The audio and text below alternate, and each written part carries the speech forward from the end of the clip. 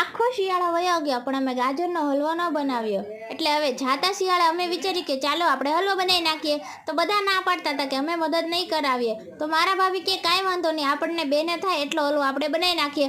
અને ઘરમાં માવો પણ નહોતો તો મારા ભાભી કે આપણે માવા વગરનો બનાવી નાખીએ.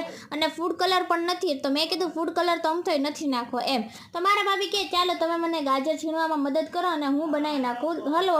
મેં કીધું વાંધો નહીં. તો ફટાફટ અમે ગાજરની છાલ કાઢી નાખી અને એને છીણી નાખીએ. અમે ખાલી 4 થી 5 ગાજરનો જ હલવો બનાવ્યો હતો કારણ કે કોઈ મદદ પણ નહોતું કરવાનું અને કોઈને ખાવાની ઈચ્છા પણ નહોતી. તો 5 ગાજર છીણી અને પછી અમે હલવો બનાવવાની તૈયારી કરી. હમણાંથી મારાથી એક પણ વિડીયો નથી બન્યો કારણ કે હમણાં લગ્ન હતા એટલે એમાં હું વ્યસ્ત હતી એટલે વિડીયો ન બનાવ્યો. અને છેલ્લે મારા ભાભી કે તમે કેટલાય દિવસથી કાંઈ વિડીયો નથી મૂક્યો, ચાલો આજે તમે આનો વિડીયો બનાવીને મૂકી દો. મેં કીધું વાંધો નહીં. તો ફટાફટ મારા ભાભી હલવો બનાવતા હતા અને હું વિડીયો બનાવતી હતી. તો મારા ભાભી કે આપણો હલવો પીળો કેમ લાગે? તો મેં કીધું કે આપણા થોડા ગાજર છે ને એ પીળાશ ઉપર હતા એટલે આ પીળો બન્યો છે.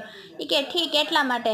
અને માવો લેવા જાય એવું કોઈ હતું નહીં એટલે અમે કીધું કે માવા વગરનો જ હલવો બનાવી નાખીએ.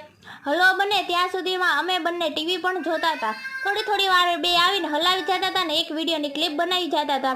પછી મેં મારા ભાભીને થોડા ડ્રાયફ્રૂટ સુધારી દીધા, કાજુ ને બદામ એને એમાં નાખી દીધા. આનાથી ટેસ્ટ પણ વધી જાય છે અને ખાવાની મજા આવે છે.